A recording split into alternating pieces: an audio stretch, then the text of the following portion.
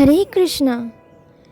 বন্ধুরা, আপনারা সকলে কেমন আছেন? আশা করি সকলে খুব ভালো আছেন এবং সুস্থ আছেন। আপনাদের কাছে একটি নতুন ভিডিও নিয়ে চলে আসলাম যে দুবার শ্রী রাধারানীর নাম নেওয়ার ফলে কি হয়। জানার আগে সকলে কমেন্ট বক্সে রাধে রাধে লিখতে কেউ ভুলো না। অজানা রহস্য, দুবার রাধারানীর নাম নিলে কি হয়?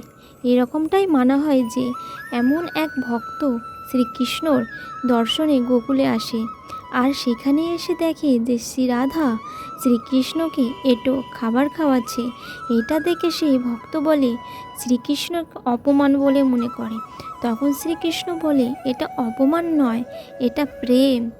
ভক্ত শুনে শ্রীকৃষ্ণকে বলে এটা প্রেম নয় প্রভু, মায়া, যাতে আপনি বিলীন হয়ে আছেন এবং এই মায়াকে সিদ্ধি লাভ করেই ছাড়ব। সেখানে একটা কীট দেখতে পায়, আর তাকে লক্ষ্য করে গোপীদের দ্বারাই সে রাধার নাম জপ করতে বলে, আর দুবার রাধার নাম জপ করায় সেই কীটটির মৃত্যু হয়। আবার গোপীদের দ্বারাই আবার দুবার রাধা রাধা নাম বলায় আর একটি প্রজাপতির মৃত্যু হয়। সেখানে সবাই উপস্থিত থাকায় অবাক হয়ে যায়।